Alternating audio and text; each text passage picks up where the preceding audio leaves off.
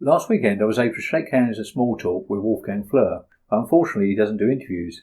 I equally thought it might be the case with Andy Pickford, but I've travelled north in these dark, foreboding days, and here I find myself with Andy. Many thanks for arranging this. Yo! You might not realise, but I'm a big electronic fan. I'm thrilled and fascinated to meet you. Whilst researching Andy Pickford online, there is a lot of news to discover. Some very raw and emotional outpourings, but this year with the release of 2 massive albums, you have immersed a lot of your energy back into music. Do you feel that you are back in a good place? Finally learned the lesson that Sir Paul Nagel Esquire has been trying to teach me for the last 10 years, which is to not give, how should I put this in non-colloquial English, not give much of a care really. I want to say something a little bit less fortuitously good there, but obviously you might not want swearing in your interview. No, but just enter your own word. Basically, I don't give a. I think that's, and Paul's been trying to get that through to my thick skull for many years.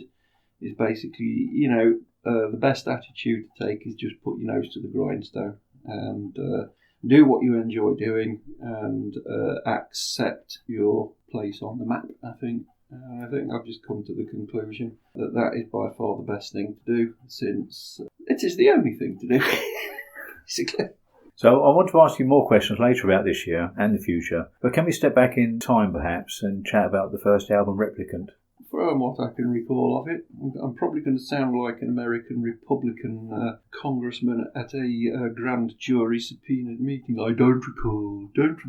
So, but no, try me anyway. Well, I was going to say, how far back beyond 1993 do we go when the album was being thought about and put together?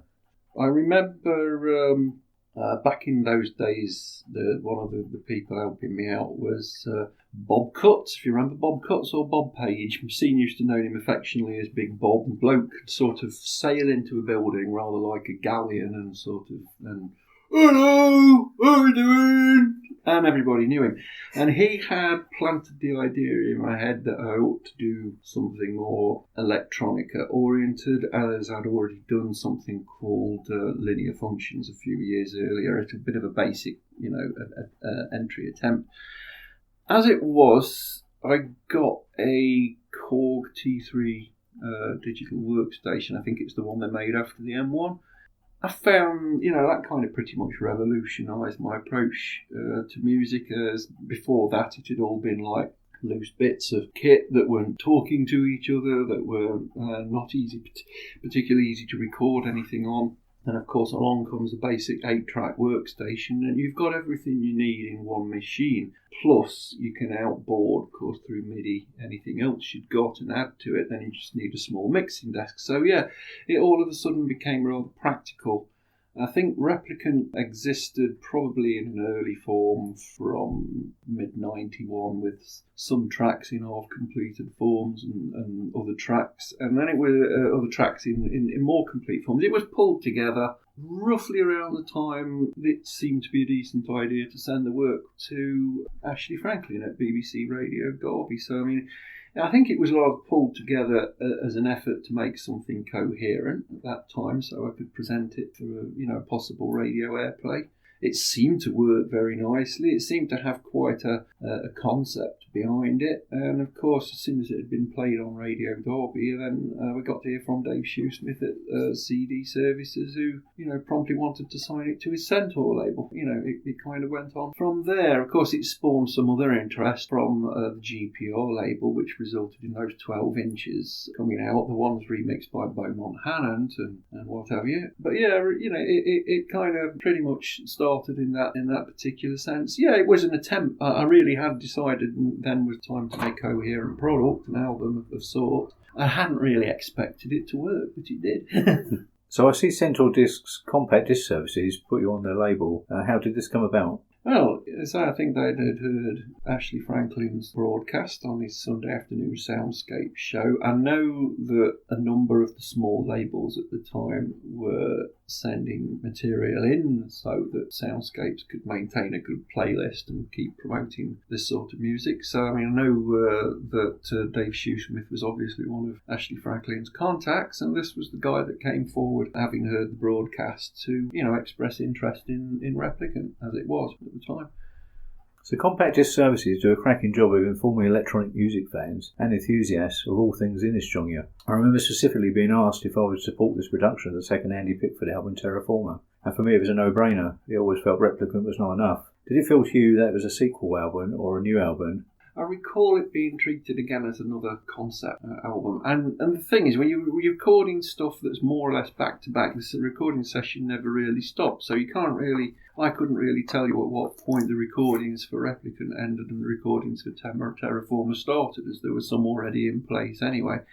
I just flowed in creative terms a little more easily with Terraformer because there was a lot more material coming out prolifically, such that the album could very well easily have been a double by that time.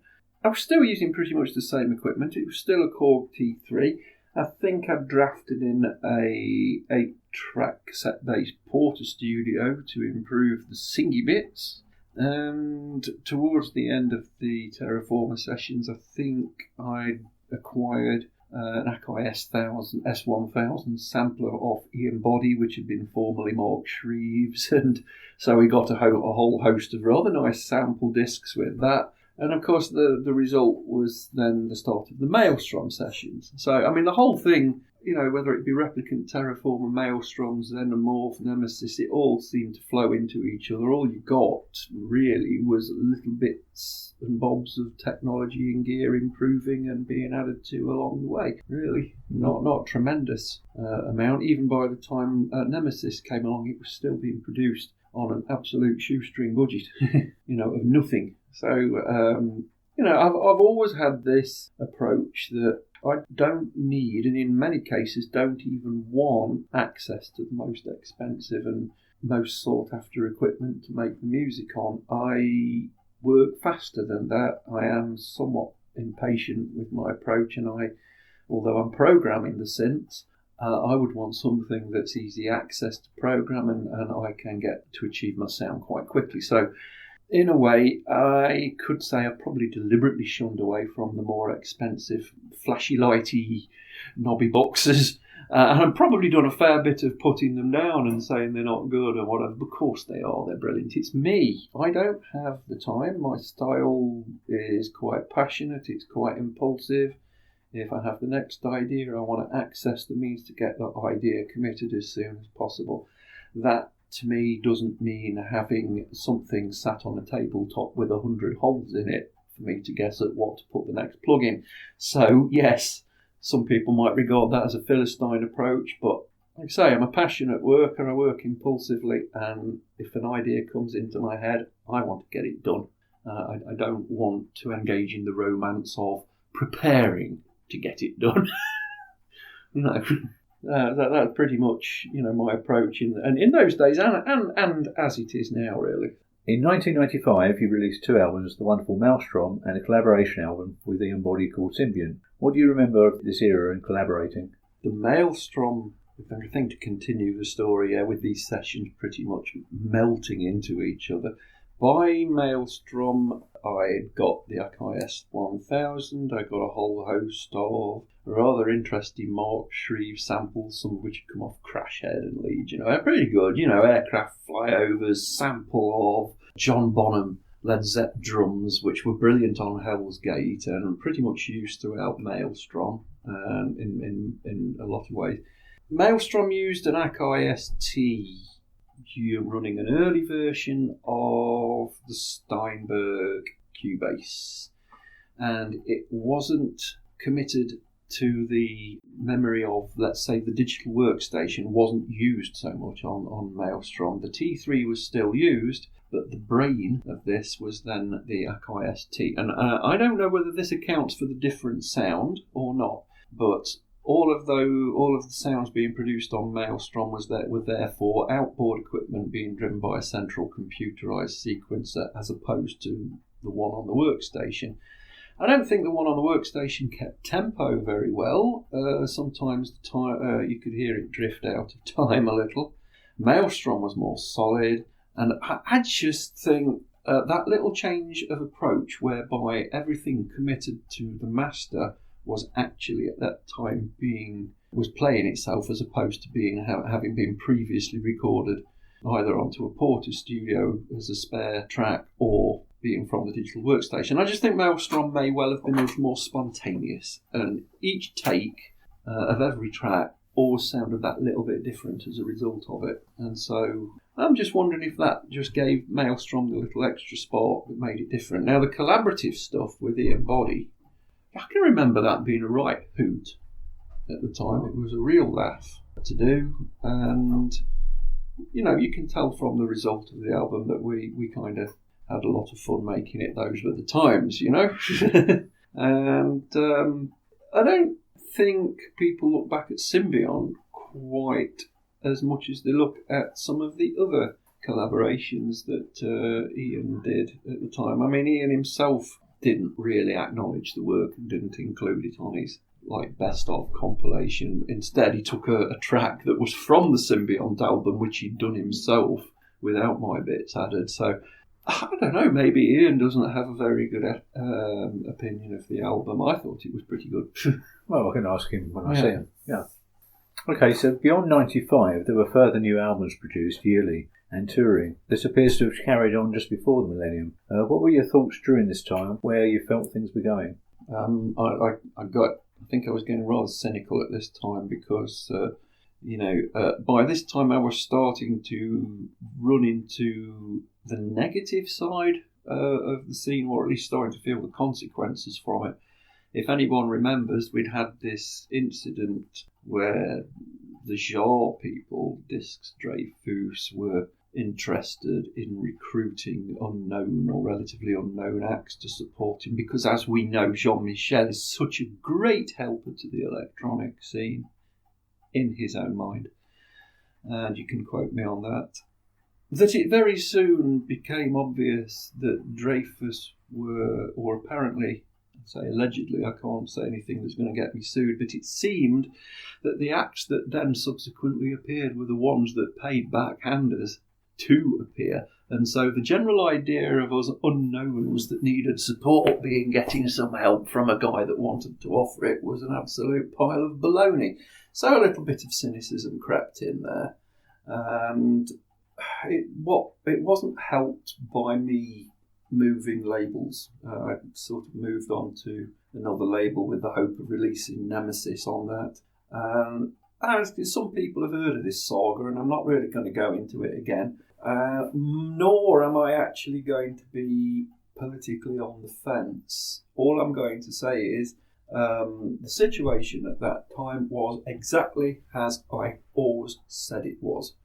If anyone else has come across any other version of it or said it another way, wrong. What I said happened for the reasons they happened.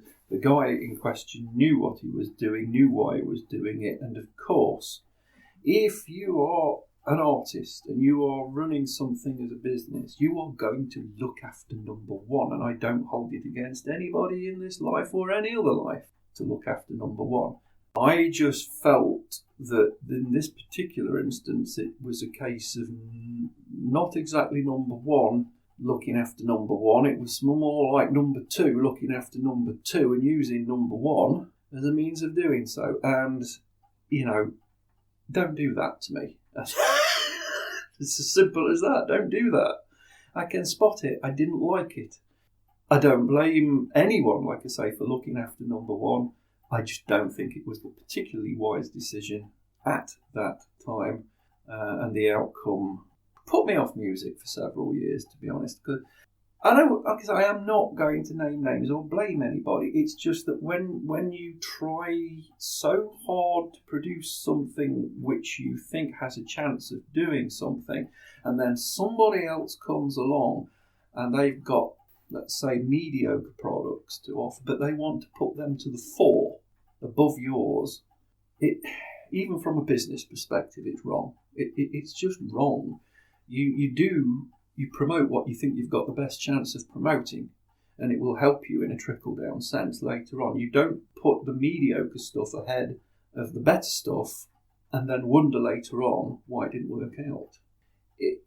You really have to look at this music thing in an objective sense, and you have to be sure what you think you're going to have the best chance of getting somewhere with, and you have to go with that. If it's not your own music, But I didn't find that. So my stuff tended to get, as it does these days, lowered down in the preference of somebody else's music if that other person is helping me, for instance. And so, that's nature. That's the way it is. I am notoriously shy as a person. People ask me why I'm not fronting my own promotions, why I'm not getting out there and aggressively marketing my stuff. It is kind of hard when you've got this thing called social anxiety disorder to actually get into a social situation and get the deals that you want, because generally you can't, and you're relying on somebody else to help you out. It's a rock and a hard place, it's going to sound awful negative of me if I do mention names or slag anybody off, but for what? For them doing what nature dictated they should do, which is look after number one. No, there's nothing wrong with that.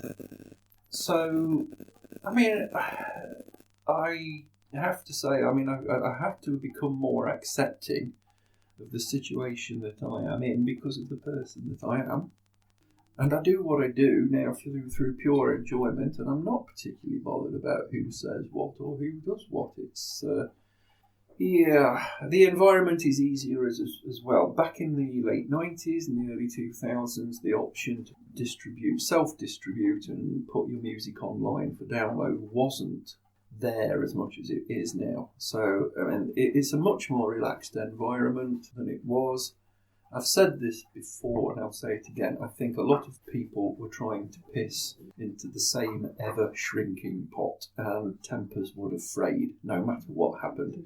Because if you're seeing a scenario where your fan base is aging and you're not attracting new fans into the scene, your income's going to dwindle. There's more artists sharing the same pot of money, more competition, and a lot of people never saw it as a competition. It clearly was.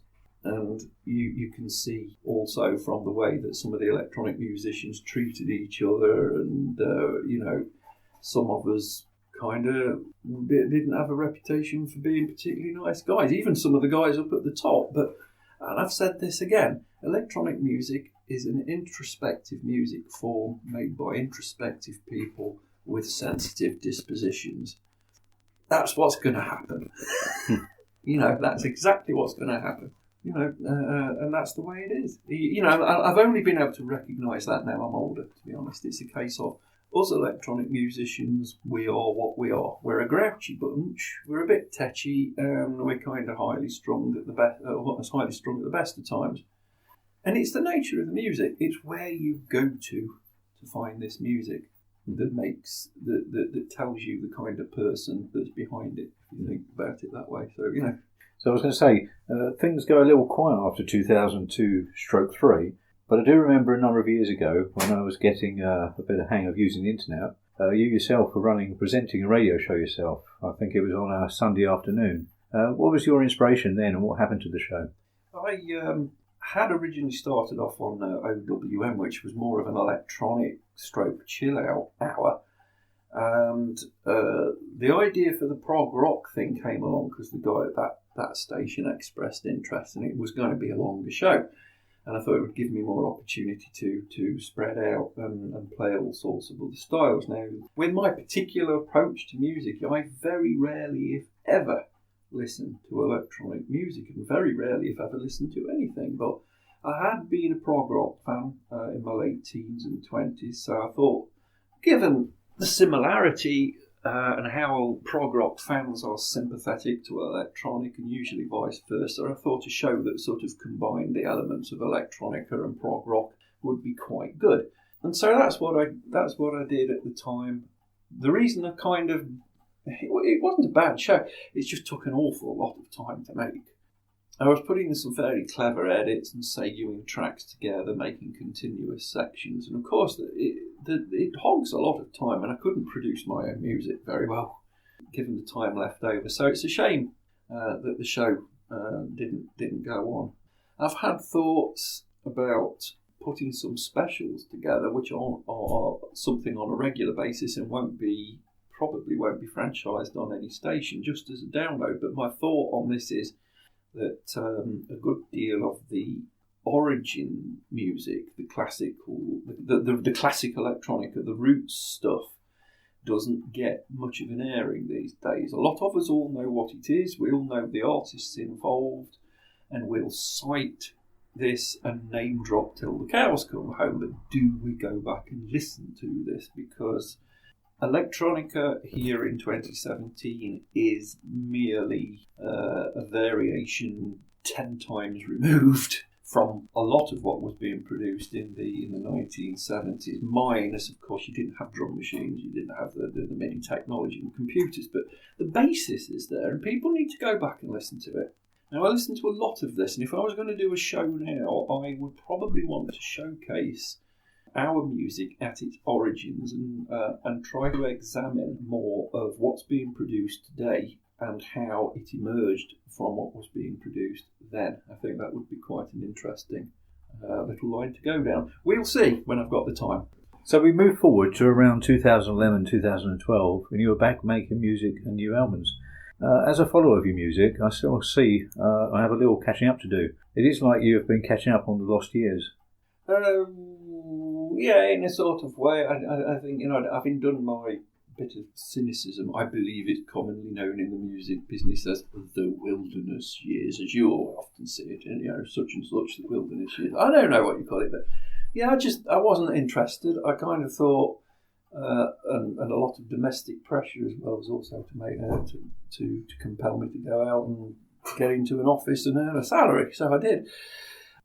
I think by 2012 onwards, I can't really say for sure what rekindled the interest, except a lot of it's to do with loosening up and not giving a damn. I just stopped listening to what people were telling me to do. Maybe I realised my own limits and realised that unlike, for instance, Paul Lawler or Ian Boddy or the other guys, I can't suddenly set up and do 30 pieces of short music in one day with whatever xylophone or glockenspiel for kiddies TV or whatever sample library music. I've tried to do it. I can do it, and I'm technically able to do it. Of course, everyone would know that.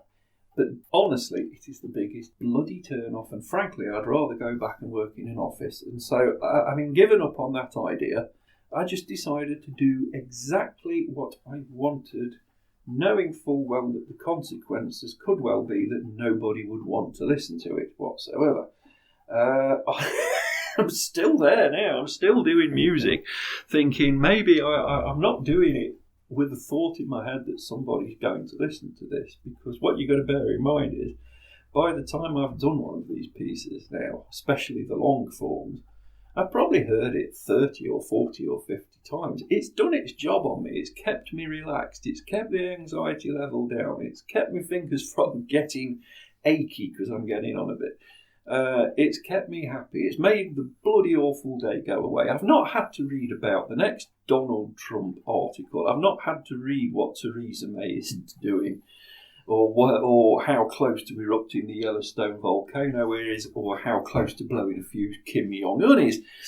I haven't had to do that, so it's becoming an enjoyable process of keeping everything out and basically allowing the flow of how I feel to come out into musical form without particularly worrying about anyone liking it or not. Yeah, it's selfish. It's a case of I like it.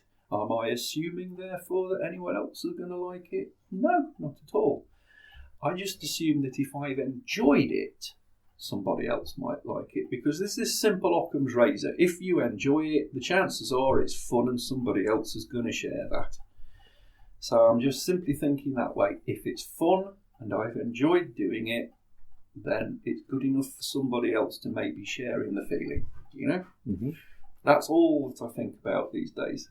No, I'm not a party guy. I'm not doing it to, say, let's all have some fun. It's everyone that's listening to this knows full well what the state of the world is, and if you could all put blinkers on and put a set of earmuffs on and never have anything to do with it, and again, I suspect there'd be a queue for me.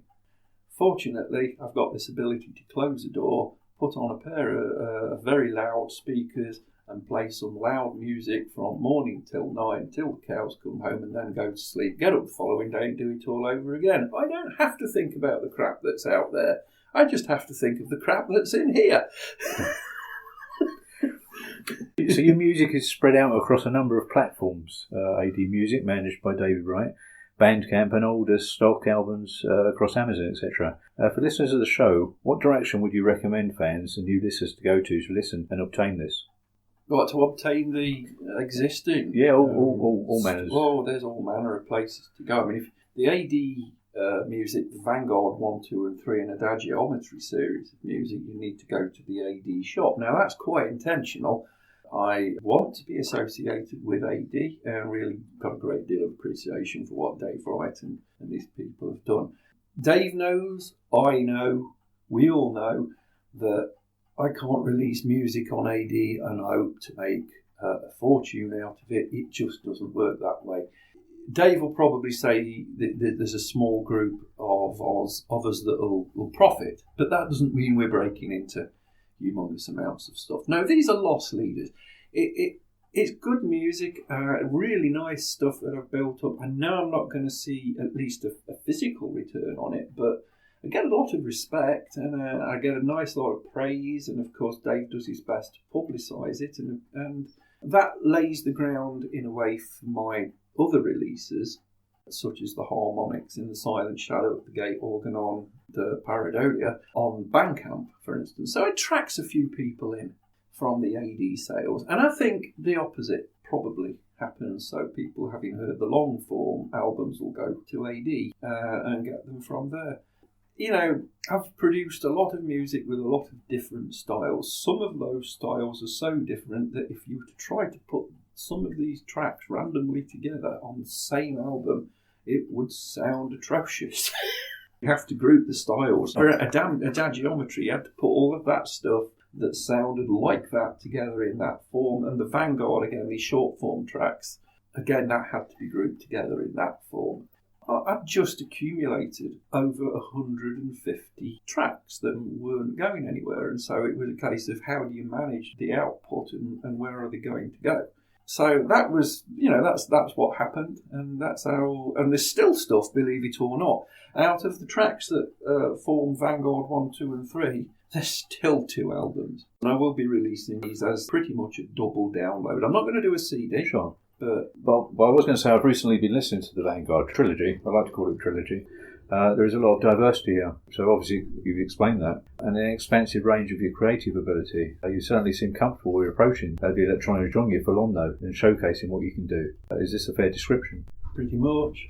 If you go back and look at me, the things I've said over the years, you can see the pattern of a musician starting younger and more arrogantly and then gradually getting older and mellowing out in a way. And I suppose in the early days I'd want to attack the things that were influencing me, as if to say I'm here to compete with you and come out with some new ideas, and maybe I think I can progress on it. I mean, a lot of people do when they enter into the scene, and they fancy themselves as the next greatest thing. Maybe everyone's got a shot at it. And then you get this time span that's gone by, and you come up to the here and now. And of course, I've come full circle. I have no intention of hiding, disguising, or denying any of those roots electronica influences. Why? Because in all honesty, I am of that generation. I was raised with this music. It was special. And of all the music that I've heard in the decades since, it remains special. I've heard very little since in any genre that inspires me. And quite frankly, today's modern music, and I'm going to sound like an old fuddy-duddy, and I've said it before, and I'm sure I won't be the last to say it, but in all objectivity, today's music of all genres is appalling. It is derivative, it is untalented, it's not generally produced with uniqueness or talent or entertainment in mind. It's often now designed purely technically at a technical level for pure profit and to maximise, its access into the commercial side of things. Yeah, I've just sounded like a right old fuddy-duddy and basically said what everybody at every generation at my age has probably said about the preceding generation of music. But all I can say is, as somebody that came up through the electronica scene, listening back at how bloody good that music is now compared to some of the music now, of course I'm proud to be associated with that scene. I might not have been then, because we were living in an age with such splendid musicians and talent that you could quite easily accept that next year the music might be better.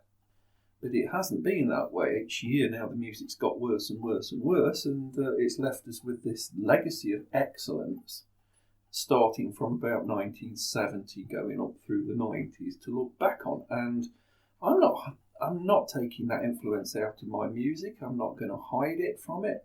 I have a view that you go back to the originals, not the derivatives, not the copies, not the versions, not the bits where people have been inspired by and done something based on it. You go back to the originals and you try and find something new from those that you can offer. There's no point going to the derivatives and trying to derivatize the derivatives. You have to go to the original.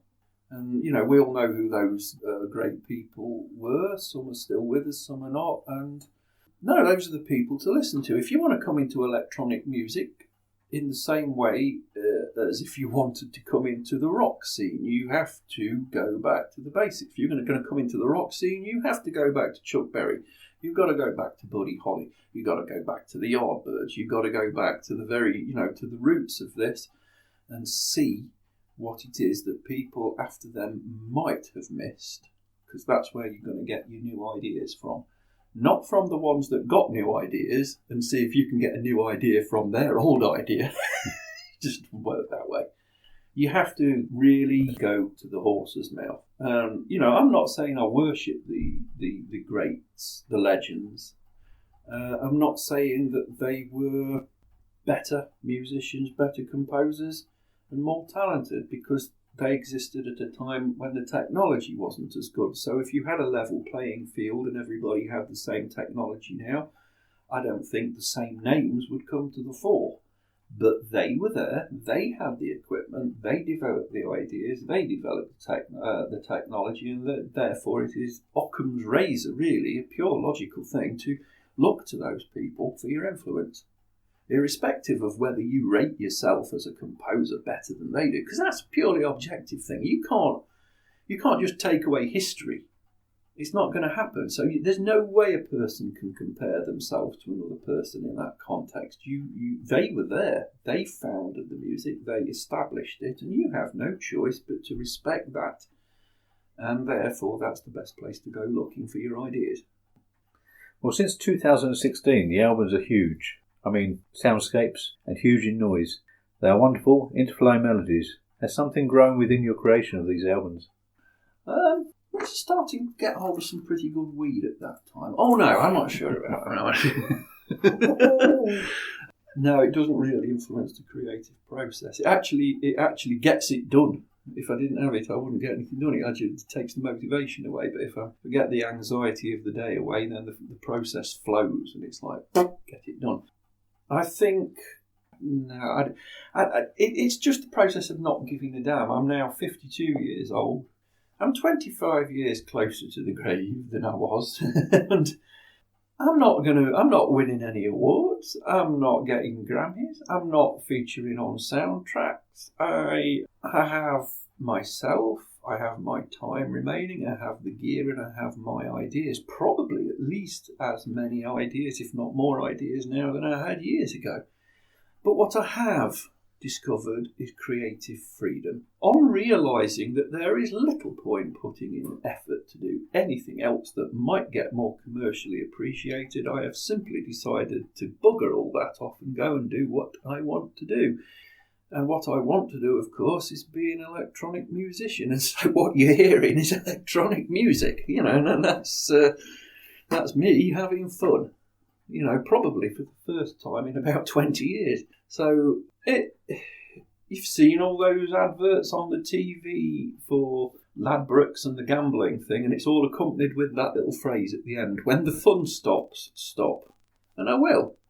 But at the moment, the fun's back, and I don't want to stop. And again, it's easy if you realise how crap the world is. Come on, just turn the news on. Open up a newspaper. Switch on the news on your internet. Spend a minute reading that and tell me it doesn't press the living daylights out of you. So if you're as lucky as me and you've got a little garage to go in full of synthesizers and a means to create some lovely music and the ability to do it, that's exactly what I'm going to do. So then from 2016, the albums have become epic, a journey in sound. How would you suggest these albums to be listened to best?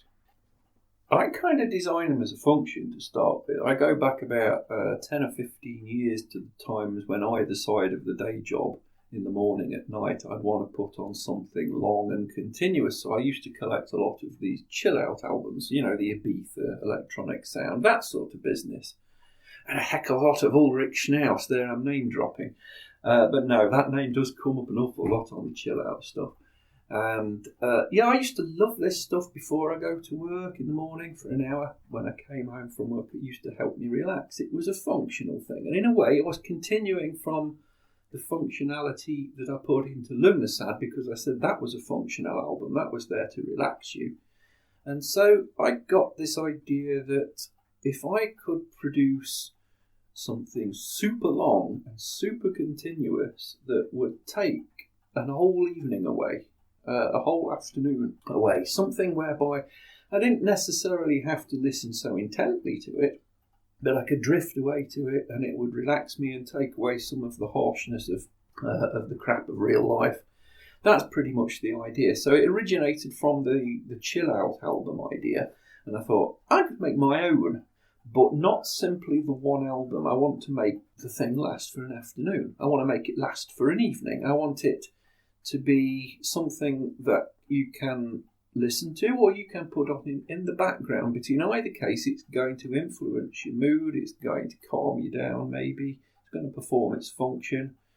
And of course there's this thing about long tracks. Now, anybody that produces synthesizer based music might know, or they might not, I can't say, if they've done long form tracks, they're actually quicker and easier to produce.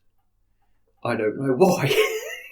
Paul Nagel knows this, that they are quicker and easier to produce. They're more fun to produce. You're not having to worry so much about the mathematics of the technicalities of how many bars you should have doing this before you should have it doing something else. It's more free-flowing. And of course, you go back to my roots, and that's the music I was brought up to listen to, brought up to be familiar with, and what I started off doing in the early days. So, of course, it was dreadfully easy to start doing it again, and it was almost a case of why on earth did I stop doing this? When I started doing it again and realised how incredibly enjoyable and how dramatic the effects are, I kind of thought, why on earth did I stop doing this kind of music and go into the shorter form tracks? No, I like the longer form music now so much more than the shorter form.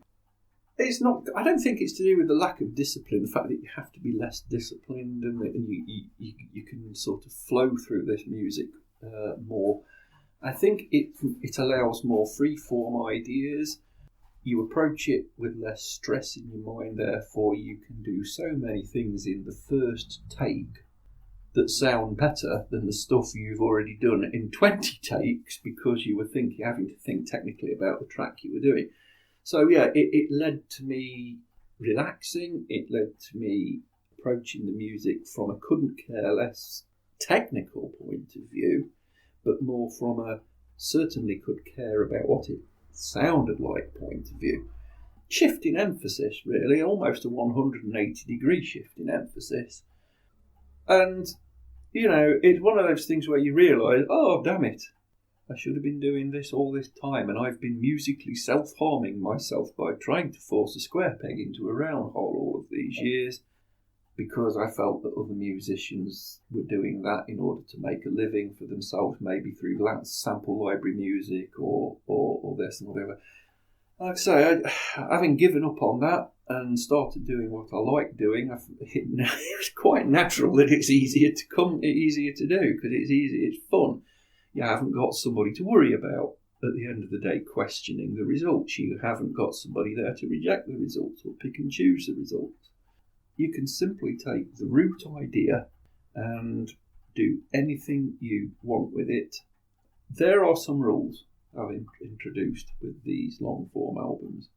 There are a few rules, believe it or not, as undisciplined as they might sound. There are some rules. And the golden rule is to take a leaf out of the Binar scrapbook, which is, although I'm on my own and I cannot fully improvise these pieces, I can layer by layer improvise the pieces. So each one may start off as a spine, an ambience, or as a chord form. But I'll tell you that for the duration of that piece, be it 15 minutes or 20 minutes long, I'll tell you, I played that. All of it. It hasn't been looped. It will not have been edited. Probably not even quantized. And I won't even have done it on take two. It literally will be the first idea that comes into my head, and I've sat there and played it for 20 minutes. Bang! Straight like that. And you sit there and think, good and Bennett, I did all that in 20 minutes and never played a mistake, not once. So you go and do it all over again. You try to do it all in one take. You try to make it the first thing that flows out of your head, to keep it as fresh as possible to the idea of free form.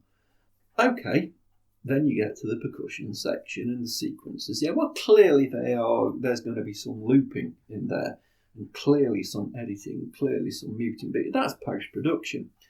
The sequences aren't particularly looped either, because anyone that's heard this will know that I'm starting off at one point with the synth, and of course I'm doing my knob twiddling and altering the patch and altering the sound throughout as the piece develops. So the piece will get louder because I'm opening up the filters and I'm opening up the dynamics of the synth on each track that I do. So I'm closely following the last take, and the next take will closely follow everything that went on before. And the reason I have to do it so fast and get all that done as fast as possible is so you don't lose the memory of what it was you were trying to do in the first place. You've got to keep your attention span. So, like I say, I can't improvise this stuff, but the closest I can get to it is to open up my mind, play an idea through as quickly as possible, and keep that process going to those standards as much as possible. And I think that's why that on some tracks you can, if you listen carefully, you might hear a bit of a blooper. You might even hear sections where you think, what's that doing? There's a little bit muddiness there. They're not perfect. These recordings aren't perfect. But then they can't be. By the very nature of them, they can't be. If I went back and scrubbed all that stuff up and gave it a good glossing over afterwards, I think it'd take a lot of the soul out of it. Soul's an invisible thing. You can polish a turd until you see your face in it, but at the end of the day, a turd's a turd. It's not going to make it any better. You have to do your turd on the basis of, hey, this is my special turd, and you've got to love it for the way it is. You can't polish it forever. And, it's so very easy to be very technically perfect with electronica. It's so hard to forget that you've got to put some heart into it as well, and that isn't a technical thing. So it's a bit like Beatles and Stones. It's the old argument: do you do Beatles, or do you take the approach of the Rolling Stones? Do you take a perfect studio approach, take the time and produce something that's got bows and ribbons on it, or do you get the idea, produce it while you've got the passion, keep it rough, and expect that people will hear the passion that you put into it? And of course, you look back in history at that very argument, that very analogy that I've just said, the Beatles and the Stones, and you don't put a gnat's whiskers between the abilities of those two bands. You are looking at two of the greatest bands in history, two totally different approaches. One band took it raw, played from the heart. The other band would often be in the studio getting it right. Both brilliant. Electronica is pretty much the same. If you want soul, you play it rough, you keep it rough. If you want the perfect technical product, maybe you're in the dance scene or whatever, then you do it that way. It's just that for me, I've sided with the rough side of things. I kind of like it rough and ready now. And to me, you can hear the soul in that. It helps that I can play. Obviously, if I couldn't play, I wouldn't be able to get the notes in the right order. But it's the soul. It really is. As I get older, soul matters. So that's bringing us up to date with where you are now. Can I also ask, where have many of the album titles come from? Usually the freakiest word I've found on a random search of Wikipedia at any one given time. I've got a feeling the next one's probably going to be called cynocephaly, because I saw that on an internet top 5 compilation. And cynocephaly is supposed to be some mythical creature with a tall, hairy mythical creature with a dog-like head that was rumoured to have been around in medieval times and before, whatever. I don't know, but it's a nice name, isn't it? Cynocephaly, what a good name for an album. No one's going to know what the heck it means, but great. It's like Pareidolia. Pareidolia is the gift, if you like, the knack, the art of spotting patterns. But quite often the name will come into my head before the album's even started, and it's the name that tends to influence the way, in the direction in which the sound's going to be. So it's like I'll come up with a name, and somehow some kind of loose-fitting concept then fits in behind that name. It has been pretty much the case with these harmonics in the silent show at the gate organ on Pareidolia. The names come first.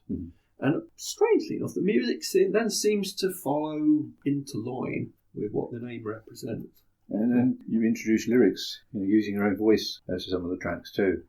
I've always done singy bits, but I'm lazy. I've told you, I wouldn't call it a lazy producer. I'm a passionate producer. I want, like I said, I've no attention span. I've got to finish a take and get on to the next track.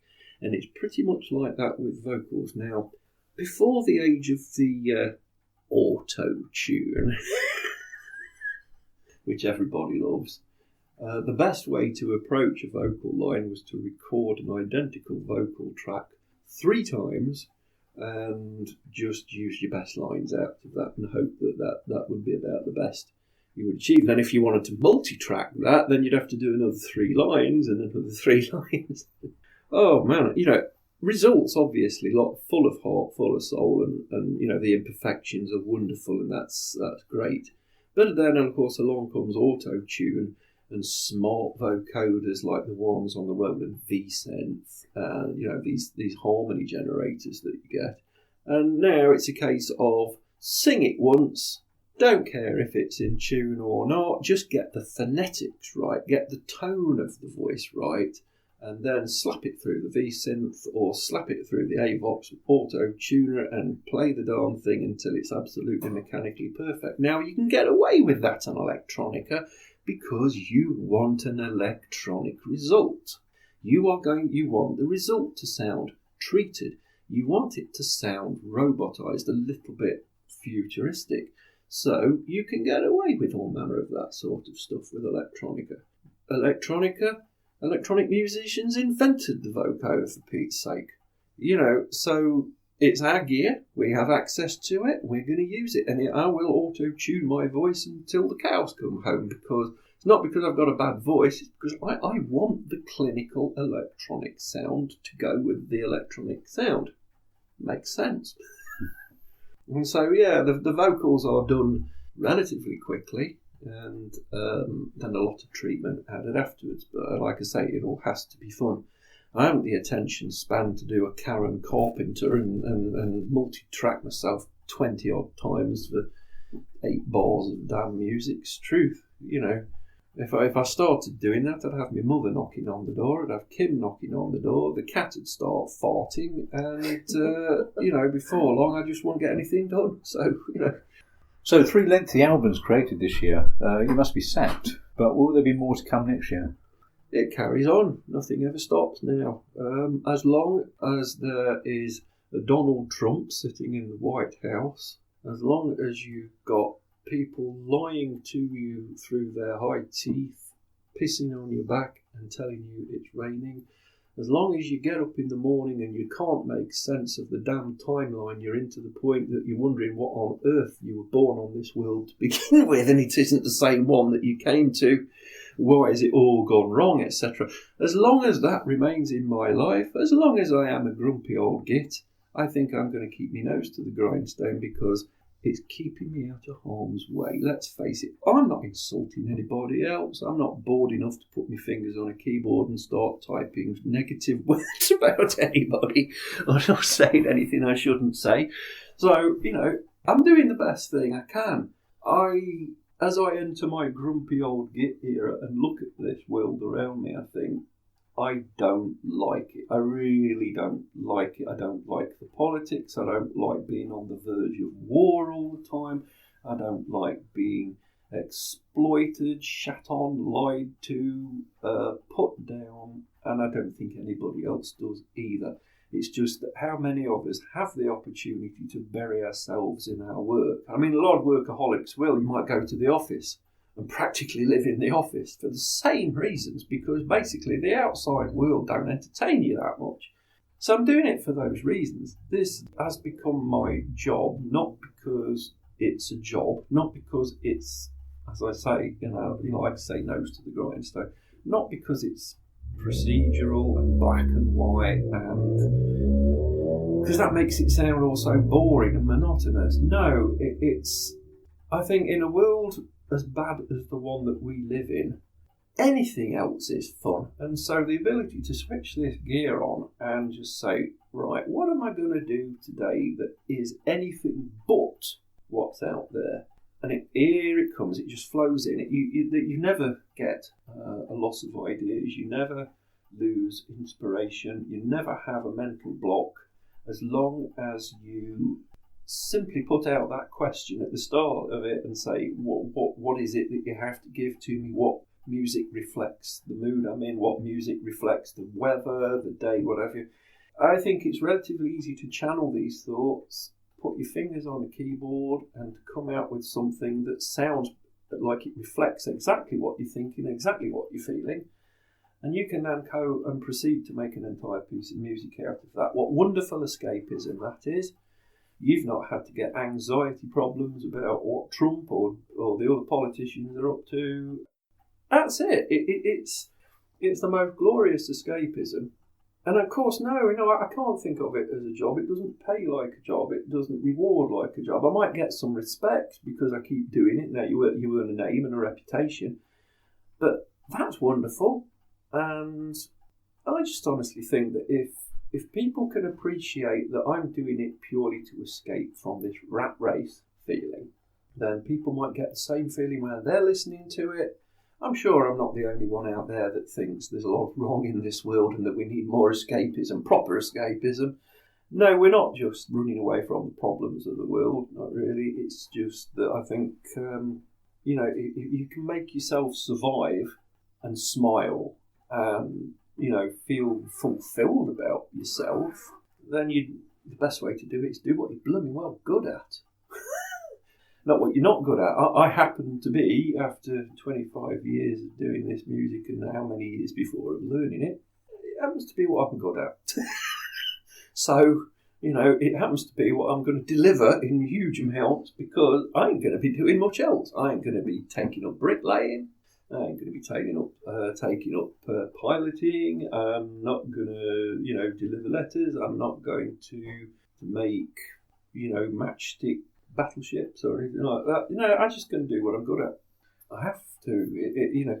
I think you said earlier, Ulrich Schnaus, if you take some people like us away from the environment that we have become used to, from what we've become able to do and skilled at, if you try and take us away from that, you might as well just kill us.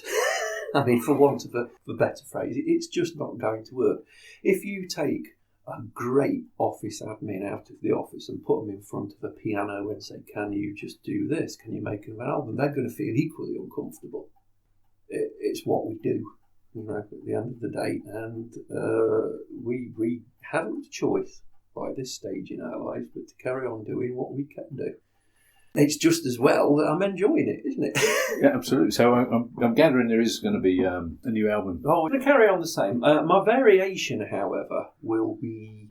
I have to change things so that I don't get bored. And the thing that I'm likely to do now is, instead of running through a take and committing it, say, for instance, to a rendered recording on Pro Tools and adding to it, what I'm likely to do now is switch on all synthesizers simultaneously and play my lines as MIDI. And this go back to this rather old-fashioned maelstrom approach, whereby when the entire line, all the lines of the track are recorded, they have to be played back by all the synthesizers as a live MIDI trigger. I don't know what difference this is actually going to make to the sound. Technically, it shouldn't, because you're doing exactly the same thing, but instead of committing each line to a render, you're just leaving it on the synth until the final render. What it will do, however, is it'll make sure that every time I do render, I don't have to render 3 or 4 versions, because they're all going to sound slightly different. There are variations when hardware is being used like this. Even in the digital side of things, there are variations, there are glitches, there are patches that will vary, things that are modulations that are out of sync, and it's not going to sound the same in the same place twice. I think that's the next thing for me, is to sort of branch that out onto all synths so that I can pretty play back. It might change the way that the music's constructed, because I did say to Kim, I think I may take things more binaural, in as much as if I'm going to do it this way, I may have to program, let's say, a percussive line, a sequences, bass line, chord pattern, rhythms, percussion, into, let's say, 7 or 8 pieces of hardware all being played back simultaneously. What I may have to do then is basically make use of the knobs and the mixing desk to build up that piece of music as it goes along, or build up the backbone, mix it through a la binaural. I might not get to play a line on the keyboard, but I'll mix it through live, so I'll be able to develop the piece. What that will do is it might result in a piece of music that's about 30 or 40 minutes long. And then you edit it down, which is what I often do with the binaural stuff. So it will go on play for ages and ages and ages, but it's at the same tempo, which makes it very, very easy to edit down and save you and make a heck of a lot more sense out of it, having taken out all the horrible rotten bits that sound dreadful. So I'm likely to take that approach where these are not going to be designated as 15 or 20 minute pieces from the offset. It could be unlimited. It might be that I end up developing a piece that sounds spinal, sounds like the backbone of a track, and it might go on for 40 minutes, whereby then I might edit it down and I might think, well, still there's 30 minutes of this is good. There's still 30 minutes of good music. You might find that then I'll go over and improvise my lines, my second lot of lines over that, and leave it there. So you're going to have one improvised development that's the result of a programmed in set of stuff, followed by an improvised over-the-top thing on the final edit. But that's going to result in tracks that are kind of more higgledy-piggledy in length. There are going to be much longer tracks then. You might be getting into 30, 40-minute length tracks, or you might have some shorter form tracks. Certainly it's going to introduce a more random element than what's going on now, but I think you have to. I've done 4 albums where I've taken this methodical approach, and now it's time to develop on that and see where I can take it. So yeah, I feel the tracks might become even longer, at least in the raw form. There's going to be a difference in the sound. I can't say how. The most similar stuff that I ever did that would clue you in would be this track called Redshift 1 and Redshift 2, the spines of which I used as backers at the concert in 1999 back in the Derby. Oh, what's the name of the darn pub? And Les and Kathy May organised that one. And somebody's going to come up with this name, and it's gone out my head. Pub with a jug on the sign outside. Lots of people used to play it. Yeah, I'm stupid. I'm 52 and I'm going demented and I forget the name of it. But it was a great gig. And it resulted in that Valhalla live album. But this is where you get a whole load of live sequencing going on, and a mixing desk, and the synths, and you basically just start opening up the envelopes, raising the levels, muting, bringing things in, bringing things out. You might make mistakes, but that's what you've got digital editing for later on. But yeah, the result of that, if you're taking an approach like that, which is rather binaural, in its approach. It's going to result in tracks of varying lengths, and certainly some humongously long ones, if I can pull that off. And I'm looking forward to that. I mean, I haven't really genuinely had all of those synthesizers on at the same time actually playing. So again, it's something that I'd like to do. And of course, it does remind me very much of the technical approach used in Maelstrom, which was pretty much the last time I did an entire album of that kind of stuff. So yeah, who knows? I don't know what that one's going to sound like, but I can guarantee it's going to have to be fun, otherwise I'm not going to do it. No, of course, and I'm looking forward to it. So, well, I hope the questions asked today were not too taxing. It's been a pleasure being in your company and getting an insightful conversation where you've been and where you are going. I wish you continued success and look forward to following your career, and will continue to listen to your music. Thank you for your time today, and I hope to catch up with you again in the future. Thank you very much, and next time you bump into the TD lads, say hello. I will. I'll say it's the first lineup of the band where I actually know them. I mean, it's not that I didn't know Edgar and Johan and Paul Haslinger and the other guys. I just didn't know them to approach. I didn't know them to have a conversation with. This lot, it's like, my God, these are all kind of very approachable guys. Lovely lineup of the band. And so, yeah, put in a good word, because this lot are worth putting in a good word for. I think I like them. They're a good bunch. I think you said it yourself. So, thank you very much.